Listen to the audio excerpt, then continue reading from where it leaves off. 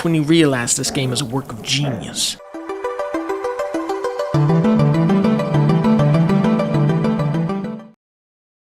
Hey everyone, welcome to my quick and dirty kind of analysis on Animal Well. Format's a little different this time. I don't really have a script for this, and there's some reasons for that. One, Animal Well's definitely a Metroidvania, but it doesn't fit the mold of a traditional Metroidvania, so it doesn't mesh well with me to do it in a traditional format. Second, you can't really talk about Animal Well in depth without spoiling things, so I figured I'd make something special just for Animal Well. And three, a lot of what I'm going to be talking about is really how I felt about the game rather than a true analysis, and a script just doesn't cut it in this kind of situation.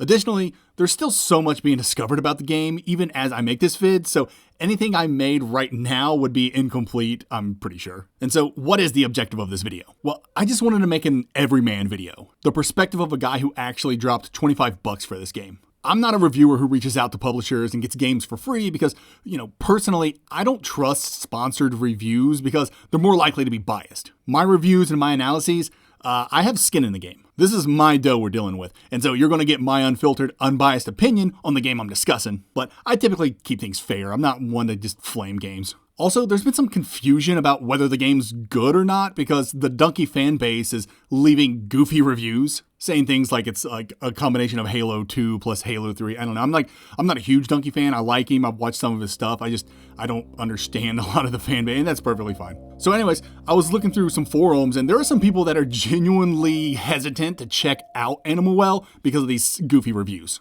So I wanted to make a review from a rabid Metroidvania enthusiast's perspective toward Animal Well. It's me. I'm the rabid Metroidvania enthusiast. So let's talk about the format of this quick and dirty video. First, I am going to do a brief spoiler-free review. It's not going to be anything huge, like I said, because going in depth in this game, you're going to need to spoil stuff. But I wanted to get a little something out there for anyone who might be interested in a spoiler-free review, so I'll get that out of the way. Then I want to talk about the reviews that are coming out for this game and why they prompted me to make a video like this. I also want to talk about what MetroidBRAInias are. It's kind of a newer term in the scene. So yeah, I wanted to talk about what makes a good Metroidvania and then discuss, Animal Well's effectiveness of being a Metroidvania. That is the last take I'm doing that. Metroidvania is the hardest word in the world for me to say, I guess. Then I want to talk about a term that's been thrown around from a few reviewers, and that's masterpiece. I want to kind of dive pedantically into what a masterpiece is and, just kind of discuss why Animal Well is one or not. And finally, I want to end this on a high note because I'm going to throw some criticisms, and they may not be a big deal to you, and that's perfectly fine. I just want to get them out there. But yes, I will be ending this on a high note because I absolutely loved Animal Well, and I just want to gush about it and talk about all the cool stuff. So yeah, it's going to be laden with spoilers. Okay, a brief spoiler-free review on Animal Well. If you've seen my videos, then you know I have sections that I really kind of assess and gauge Metroidvanias on. And those sections are combat, progression, narrative exploration, atmosphere, and abilities and platforming, not specifically in that order. And so some of these are going to be really easy to get out of the way. First off, we have combat. The game doesn't have combat. I mean, it does because you literally are throwing firecrackers and stuff, so which are bombs, and so there's a slight little bit of combat. We'll get to that, but not a whole lot of combat in this game. Next is progression. There's none when it comes to player expression or leveling up or gear, anything like that, so you don't need to worry about that either. This game is pretty simplistic. Next up, we have narrative. Nothing there, at least not overt. Maybe there's something that we'll find, some kind of lore or something like that later on down the line. But as it stands right now, there's really no narrative. It just kind of, you wake up from a flower, you explore this cave, cavern, well thing, and that's pretty much it. You're not really given any objectives or told what to do, and that's fantastic. I like not being told what to do, but yeah, you look at your map and you see these flames. And so you're like, okay, I'm going to do these flames. And if you've played Super Metroid, then obviously you go up in this one section, you see these 4 statues, right? And they got something you can put into them. And so, again, anyone who's played Super Metroid is like, okay, I go get the flames, I'll put them in these statues, and then whatever the ground is, that will open up.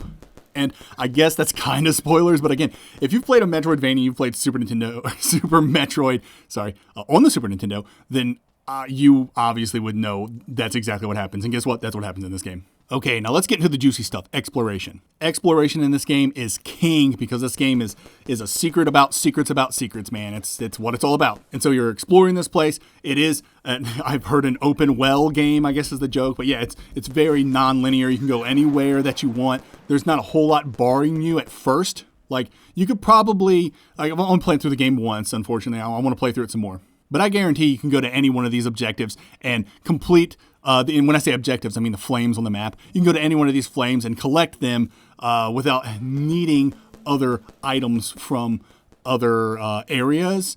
I could be wrong. I don't think I am. I think that's how the game was designed.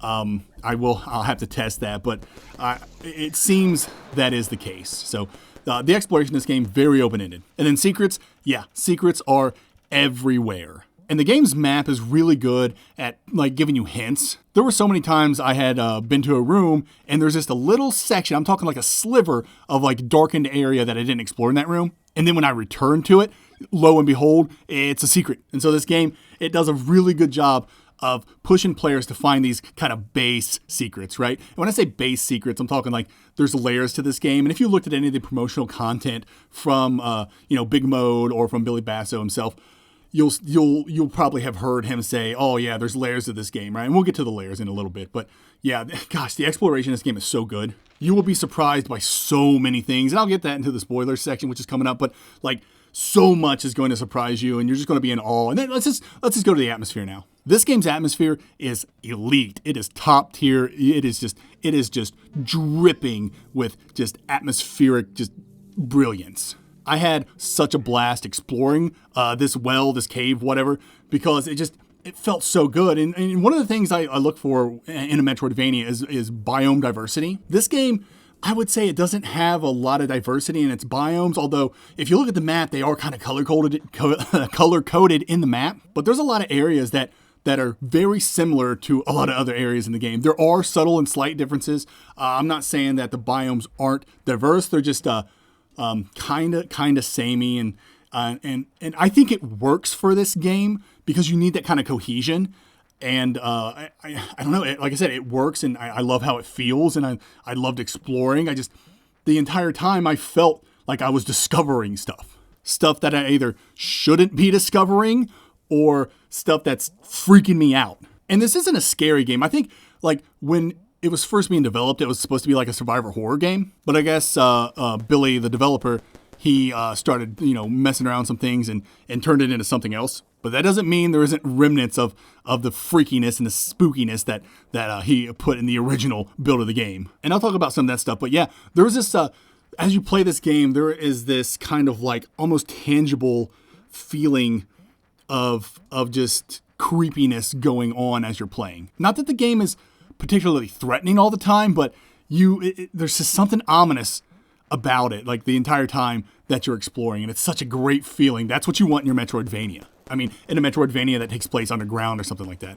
But yes, you want this kind of air of mystery and mystique pushing you forward, and to that end, Animal Well and its atmosphere does a really great job. And really the last bit when it comes to assessing a Metroidvania is its abilities and platforming. And the abilities in this game are super cool. I know everyone knows about the bubble wand. You can probably see that in the trailers.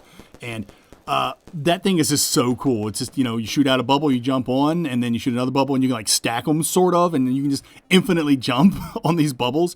It's so cool. And there's a lot of items in this game that you will get that, have more than one use. Obviously, going over every single one of these items and their uses is spoilers, so I'm not going to do that. But what I really liked about these abilities are these items that you get is just like how silly and goofy they are. They're essentially just like children's toys. I don't know, I thought it was creative and fun. And then the platforming in this game I thought was really, really great too. Just your standard, jumping on stuff, turning cranks to do things, hitting switches and buttons, things like that. But yeah, it feels good to jump around and do things. And as I was just alluding to, there's a lot of puzzling going on, and that's kind of this game's big selling point. It is a puzzle platformer. And if you follow my channel, you know that I do not like puzzle platformers and Metroidvanias being mixed together. However, I don't prefer it, but sometimes it works, and in Animal Well's case, it absolutely worked. And really just because its atmosphere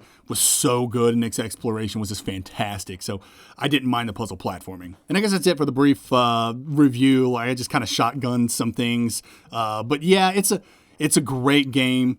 I highly recommend it. You should go and play this game. It is, like I said, it was $25. That's what I dropped for it. Maybe you might find enough value in the game to drop that as well. It is a fantastic game. I'm not going to tell you to drop $25 on it or not, but you could spend $25 on worse things. I can tell you that. And that's it. We're done with my brief review. Sorry, it was so impromptu, but I just wanted to get something out there. And again, I'm just kind of shooting from the hip here. There's so many other things I want to talk about in this game, really around the game, other than the actual game. So with that being said, this is your spoiler warning. Go to this timestamp to go to my final thoughts. Spoilers. Okay, the first thing I want to talk about, again, are really the reviews around this game, and then what prompted me to make this video. Other than the fact I'm the Metroidvania guru and I only specifically talk about Metroidvanias. So what happened was I was buying this game regardless, and then I wanted to take a look at the reviews after I beat the game, because I like to go into these games as blind as possible. Animal Well, I had seen an early trailer on it, and then I made my expectations, and I knew exactly pretty much what the game was going to be, and I just stopped at that point. And was like, okay, I don't want to know anything else about this game. I want to go in blind and be surprised. Matter of fact, I made a video of, like, I don't know, top 10 upcoming games or something like that, Metroidvania games. I had Animal Well on there, and one of my viewers went back to that video and was like, oh yeah, everything that the Metroidvania guru predicted for Animal Well actually happened. So yeah, I mean, you look at this game and you kind of get what it's trying to do. But anyways, we'll get into all that.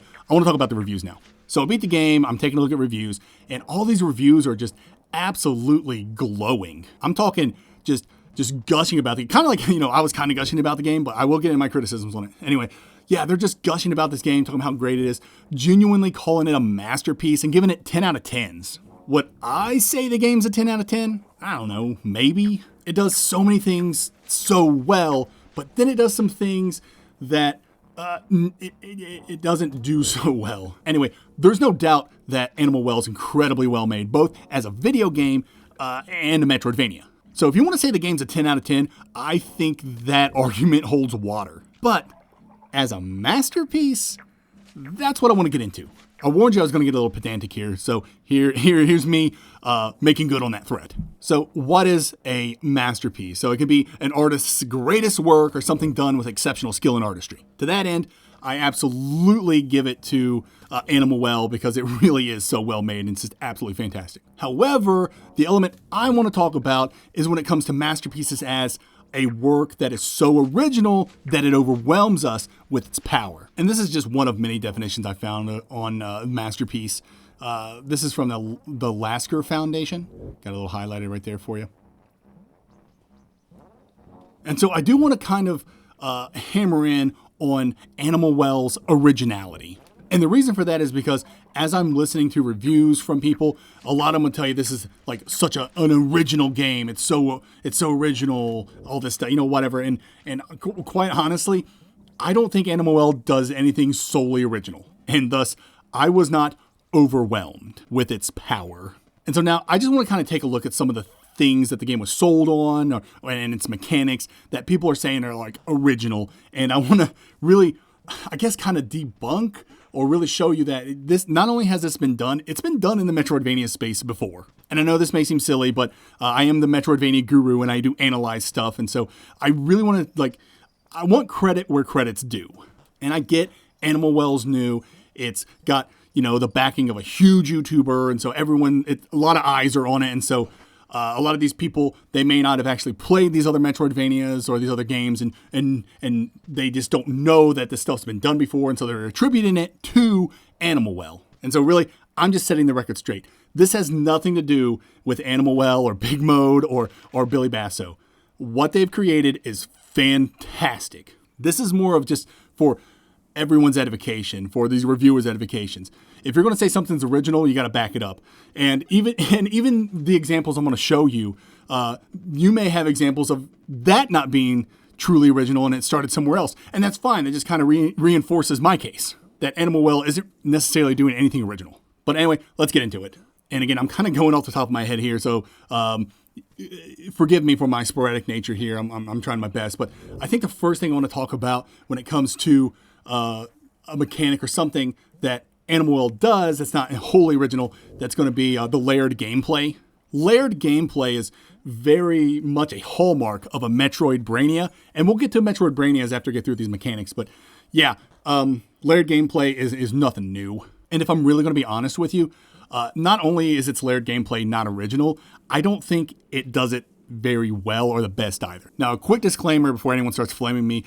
Again, I love Animal Well, and the community is still finding stuff on it. I'm more than willing to eat crow if the community digs up something Animal Well does so original that it changes the gaming landscape. So if that is found and you want to come back and say, I told you so, Metroidvania Guru, you're more than welcome to. All right, so let's talk about the layers. And I'm going to use Billy Basso's own terminology. And so according to Billy Basso, there are 3 layers to this game. There's a base layer, and I'll throw something up on the screen to make sure you know the exact nomenclature he uses, because again, I'm just kind of going off the top of my head. But yeah, there's a base layer, and that base layer is basically playing the game from start to finish, just completing the game, finding the secrets throughout that are necessary to complete the base game. The second layer, as described by Basso, is really just kind of 100%ing the game, finding these secrets that are pretty well hidden, and you might need some help in order to not so much find them, but to solve them. So yeah, that's the second layer.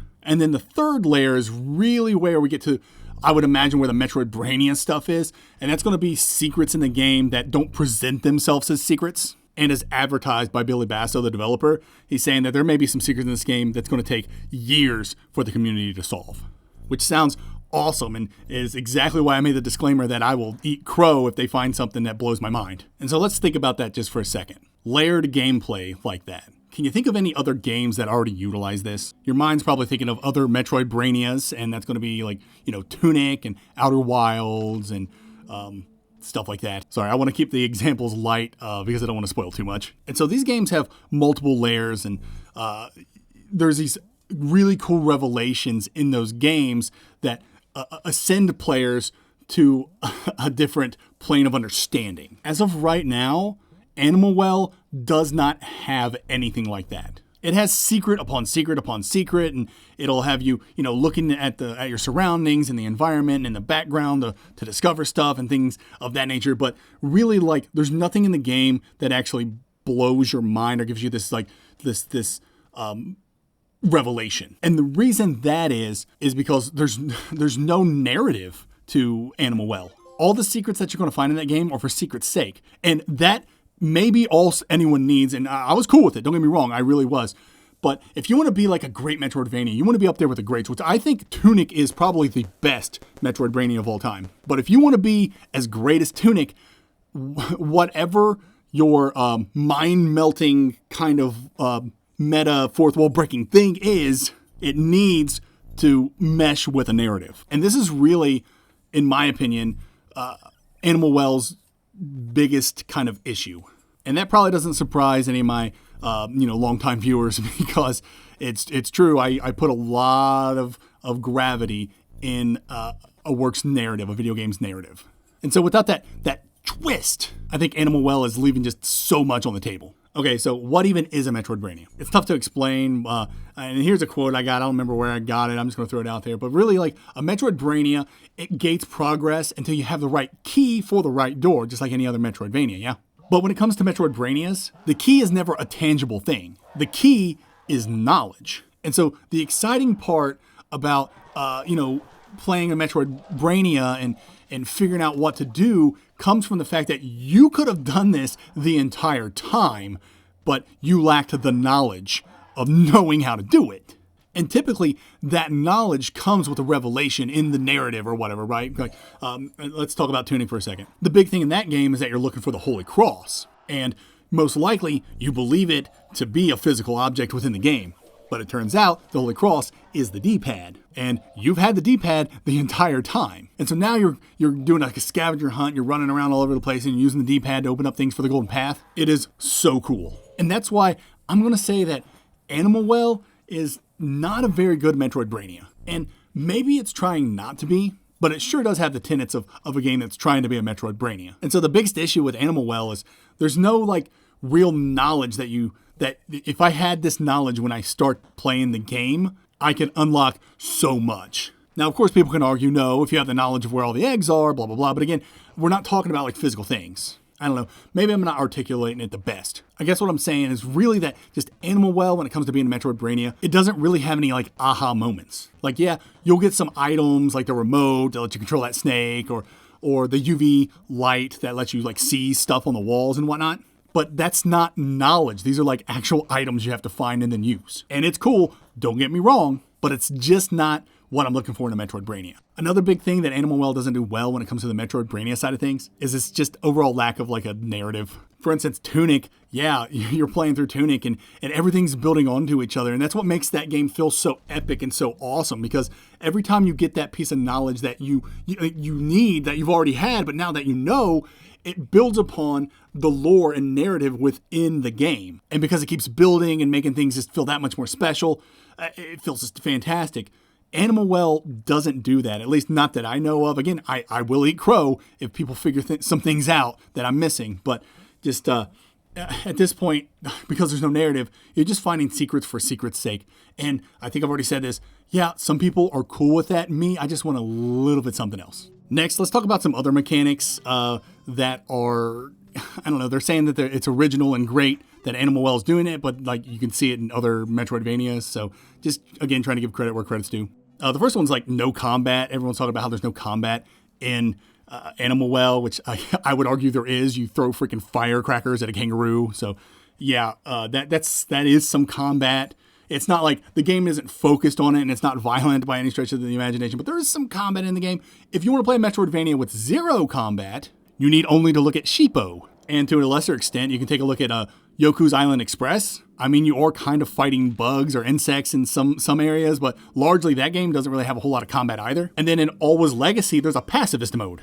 And so, yes, it's great to see Metroidvanias come out or games come out that don't focus on violence, but let's not pretend that Animal Well is incredibly original when Sheepo's out there. Next is the animal flute that you get in the game. There's a lot of cool stuff you can do with that, really concerning fast travel, and you can unlock these cats with it and stuff like that too. But yeah, there's a lot of cool stuff you can do with this flute, but there is another game in the Metroidvania scene that's done that before, and it's called Finding Teddy 2. I would love to make a video on Finding Teddy 2 because that's like legit one of my favorite Metroidvanias of all time. I'm not going to sit here and say it's great, right? But I think it's very good, and it just kind of hits all these things that I love in video games. But anyway, yes, in Finding Teddy 2, you get I think it's called a music comm or something like that, but it's basically like a flute. And you use this flute to communicate. And you can do all kinds of other things with it. But yes, the animal flute that you get in Animal Well is very cool, and you do some surprising and cool things with it. But again, it's not like super highly original. Like I said, Finding Teddy 2 did it first. One thing I think that Animal Well does well, for lack of a better term, with its flute is that it doesn't require you to be music-minded. I'm not a music-minded dude. So when I was playing Finding Teddy 2 and I had to use the flute to do stuff in that game and find secrets in that game, you literally have to listen to the background music and then replicate the music and the notes that it's doing. And again, as a dude lacking the musical mindset, I actually had some trouble finding some of these secrets. But in Animal Well, it actually dumbs it down for you, for dummies like me. And you literally just see like arrows on a wall. And I understand arrows on a wall. So I'm like, oh yeah, I can totally play this flute now. And that kind of takes me to the next thing, is just finding things in the environment. I know a lot of people are like, oh, I got a notepad and I'm doing all this stuff. Oh, this is really cool. And it's like I don't want to belabor this, but that's just a facet or a tenet of Metroidvanias. That's just par for the course. Like, I don't know if I'm so jaded with Metroidvanias or what, but like I remember in Animal Well, as soon as I got the animal flute, I started playing it and I realized that it like kind of illuminated the background when you did that. And I immediately was like, okay, let me take a look at this background around this flute. And lo and behold, there's like a big old like template secret thing on the background for the flute. And so I don't know, it's cool that it was there, but like the fact that I like knew it was going to be there just kind of like took away kind of the gut punch that a revelation like that should have. And there's even like things like when you get to the fast travel hub room or whatever, and you go down and you see this fish jumping around, I took a look at that and was like, okay, that's obviously a secret code for my flute. So let me input his movements, and then, bada bing, bada boom, I teleport and I'm back into the room. So it's cool that we have that ability, but it's just like, I don't know, I saw that coming a mile away. And again, that's not solely original either. In Tunic, there are tons of puzzles where you got to watch how NPCs move and then emulate that with the Holy Cross. And then like the last mechanic that a lot of people talk about is the ARG side of things. And ARG, I think that means like augmented reality gaming or something like that. I can't exactly remember what that means. I'll throw it up on the screen for you. But it's basically, there are like outside sources that players need to use in order to solve puzzles. And Animal Well uses ARGs. They did them a lot post-launch to where you would like watch a video. He'd say, oh, this video has a puzzle in it. And then you would solve the puzzle, email him, and then you get like a key to the game. So you got the game for free. Which is totally cool and really great for this generation that grew up on Gravity Falls. Because Gravity Falls really brought, ciphers to the zeitgeist, right? So yeah, there's this ARG within Animal Well. It has to do with like this rabbit portrait with pixels. And apparently there's 50 pieces you need to get and like everyone gets one piece of this thing. And so you have to find 49 other players with 49 different other pieces. And then you can put it together and you make a picture and you get a bunny or something. Definitely not something I'm interested in doing, but apparently it's been solved and that's really awesome. But again, the ARG stuff is not original, not even in the Metroidvania space. And the Metroidvania that did that first is Death's Gambit Afterlife. They utilized an ARG method to really hide solutions to one of the game's secret bosses. I cannot pronounce this boss's name. I'll throw it up on the screen, but there you go. But yeah, check that out. That was pretty cool when Death's Gambit Afterlife did that. The one thing I'll give Animal Well is that took all this stuff that other Metroidvanias had done and put it into one game. So if you want to say that's original, then sure, I'll let you have that. Now I want to get into some of the nitpicky stuff I found about the game. Again, I do love this game a lot, but I like to critique stuff. It's kind of what I do. And there were some things that happened in the game that I thought was like kind of dumb, for lack of a better term. I know I'm not trying to be mean, but it's just like could have been approached better. And then there's some things that I had expectations for that it didn't hit, or maybe it will hit. Maybe we got to figure that out. Anyway, the first thing I want to talk about is the ghost dog disc swap thing. To get the Frisbee in the game, you have to find a mock disc, take the Frisbee out, and then put the mock disc in, and then now you got the Frisbee. Very Indiana Jones-like. Well, later on, you find another like temple or shrine or whatever that needs the mock disc. And so now your brain's like, oh crap, now I got to go run all the way down there,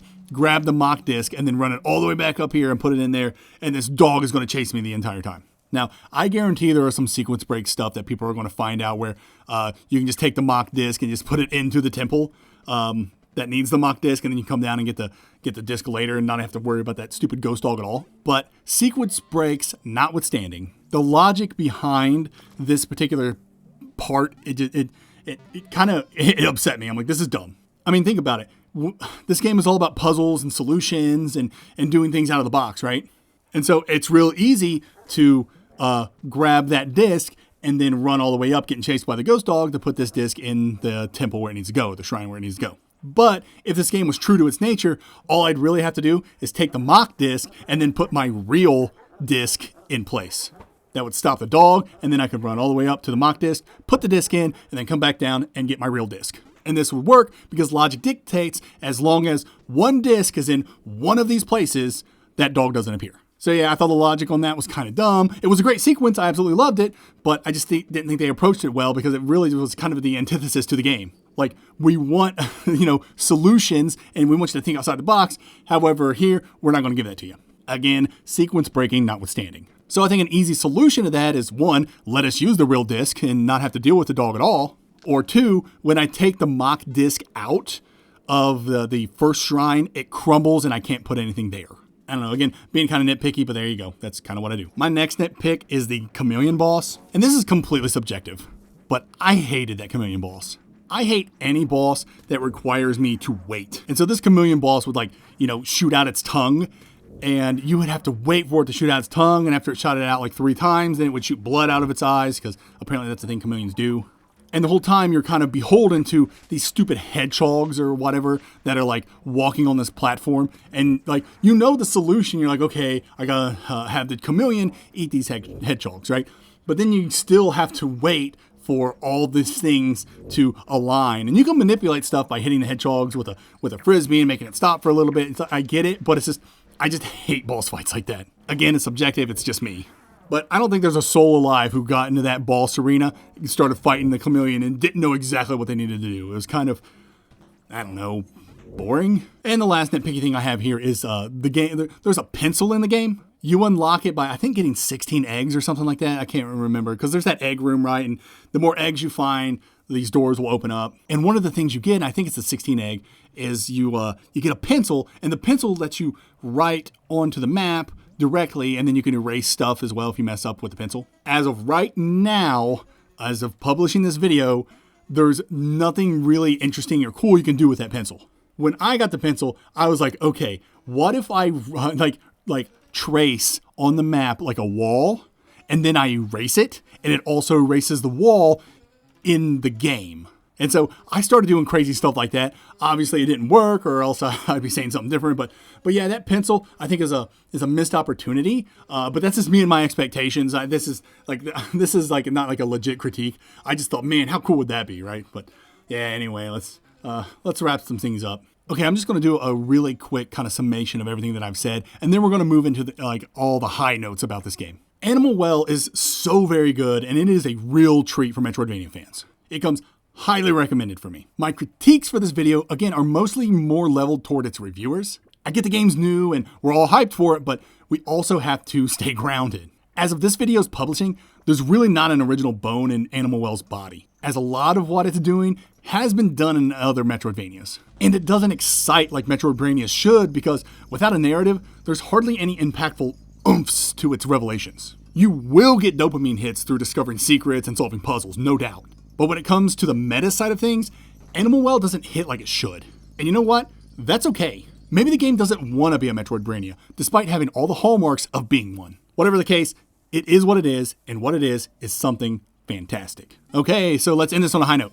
I guess first off, there's so much cool stuff in this game. I probably will never get all of it and find all of it. Mainly because I'm almost 40 years old. I do a bunch of other stuff. You know, I got a career, I got a family.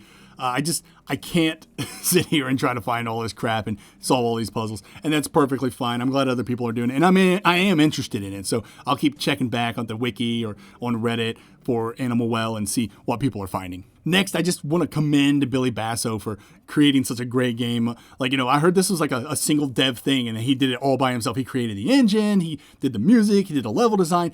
For one person to do this, I think it took him over 7 years. For one person to do this, it blows my freaking mind. He did such a great job, and I know that I was throwing some things out there about, you know, what it's doing. It's been done before, right? Not everything in it is 100% original. And that's okay, because it's not an insult or anything like that.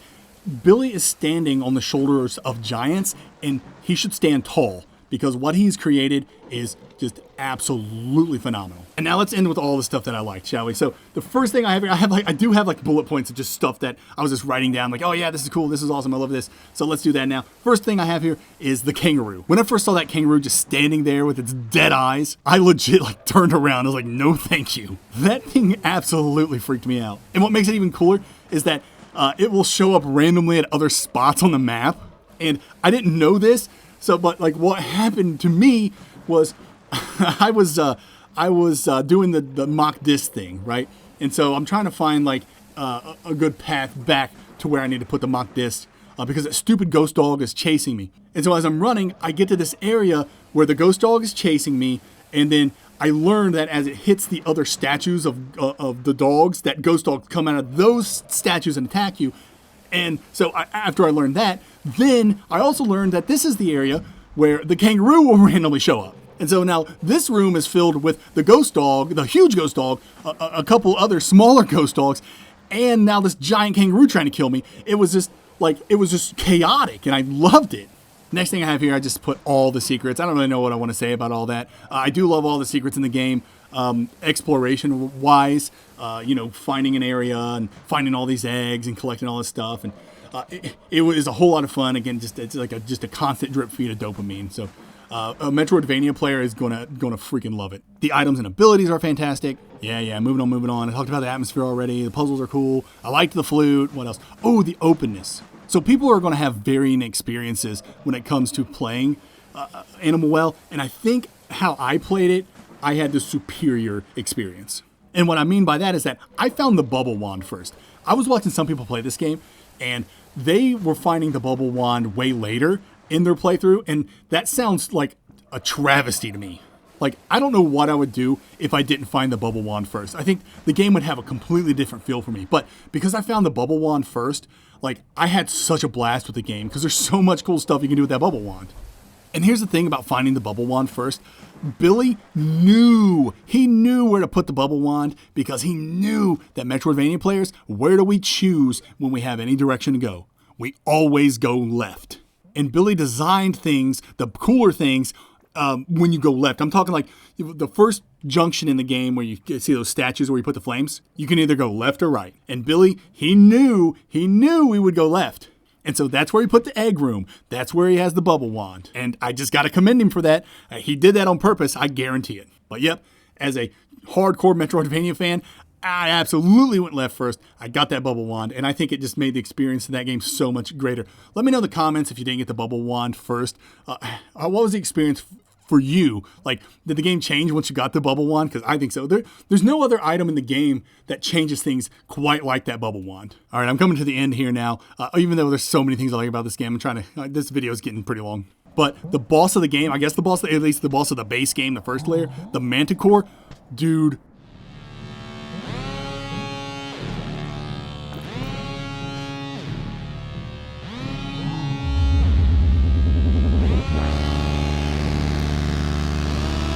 When that thing showed up and that music started playing and you see this thing, like, that scared the absolute freaking garbage out of me. The game doesn't utilize a lot of music, it's a lot of ambient noises, yeah? And so all of a sudden, you're like in this big room and you're just kind of exploring, and then like that music hits, and then here comes this freaky looking Manticore. You don't know what it's called until you beat the game, but this Manticore shows up and you're like, whoa! Like, that whole last biome is absolutely fantastic. Like, it feels like hell. Like, you have descended into hell. Like, it has this kind of reddish hue to it, and you see these, I don't know, like shadow baboons. Those scared the crap out of me too. Yeah, but this game, it knows how to be freaky and how to be scary, and that Manticore, man, it scared the crap out of me. I loved it so much. And now I want to end with the greatest thing about this game, and that is you'll hear it a lot, there's no hand-holding. Yes, the game shows you where the flames are, so you know where your objectives are, you know where to go, but other than that, there's no hand-holding, it just lets you do what you got to do. People love this because if you translate that, what that means, when someone says there's no hand-holding, what they're really saying is this game respects player intelligence. It drops you into its world, it gives you its items, and it lets you discover and feel around and figure things out yourself. This is becoming more and more rare in video games, and I'm not going to belabor the point because I think everyone knows this already. But yeah, this is what makes Animal Well, this is its biggest strength, especially when it comes to like gamers my age. Like I said, I'm almost 40, and I've been playing video games since the Atari NES era. And those games, they didn't have the time to tutorialize you, right? They just had to get you in there and get you playing. They're like very limited resources, right? This is what Animal Well is kind of hearkening back to those times when we played a video game and we had to figure it out ourselves. And so Billy Basso putting that limitation on his design and being like, you know what? I just want people to go out and discover things all on their own. Like, we have a visceral reaction to that, a primordial reaction to it, and we just absolutely love it. I'm talking to us old head gamers. The new generation, you're going to have to let me know what you think about not having your handheld, but older guys like me, we love it. And so yeah, that's it for Animal Well from me. I don't know, do I recommend it? Absolutely, I recommend this freaking game. It's very good. You're going to drop $25 for it? That's up to you. Just know there is no hand-holding. The map is pretty big, I would say, and you're going to get lost. There were so many times when I thought I had the map completely open, and I'm like, what the crap do I do now? And I would just search for an hour or something until I figured it out. If that frustrates you, then you're probably not a huge Metroidvania fan, and I don't know what you're doing here. So there you go. Quick and dirty review/analysis of Animal Well. Let me know what you all think in the comments. Other than that, thanks for listening. Have a good one.